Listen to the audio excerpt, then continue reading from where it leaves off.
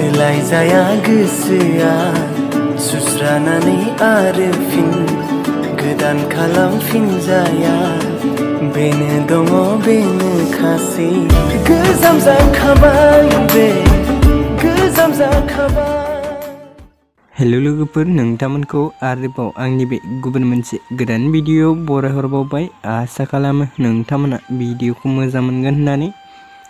बर'नि फैनो गोनां गोबां आबुं सावथुन आरो बर' एलबामफोरनि बागै मिथिबाय थानो थाखाय नोंथांमोना गिबियावनो आंनि गोदान चेनेलखौ साबस्क्राइब खालामना खाथियावनो थानाय बेलनि आइकनखौबो अलाव प्रेस खालामना लाबानो जाबाय लोगोफोर, जाहाथे आंनि गोदान भिडिअनि नटिफिकेशनफोरा नोंथांनियाव थाबैनो सौहैदो लोगोफोर।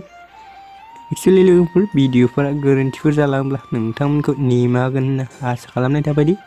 स' नोंथांमोन दानिया फैदो दे बे अफिसियेल बड' मिउजिक भिडिअनि टिजारनि बागै एसे मिथिना लादों दे लोगोफोर।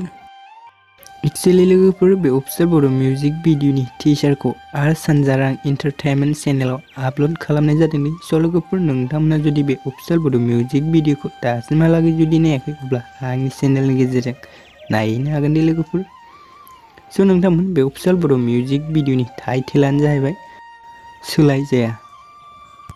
एक्चुअली नोंथांमोन बे अफिसियेल बड' मिउजिक भिडिअनि कास्टिंफोरानो जादों मनिश सरगियारि आरो माउलिशका आनन्द। एक्चुअली नोंथांमोन बे अफिसियेल बड' मिउजिक भिडिअनि कनसेप्ट, डाइरेक्शन, सिनेमेट'ग्राफिया सोरनि होननानै बुङोब्ला लेसान रामिनि दे लोगोफोर।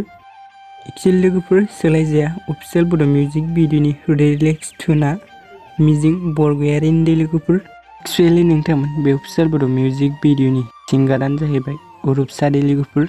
स' नोंथांमोन भिडिअखौ बेखिनिसिम नायनायनि थाखाय नोंथांमोननिसिम रोजा रोजा साबायखर थाबाय दे। गोजोन्थों।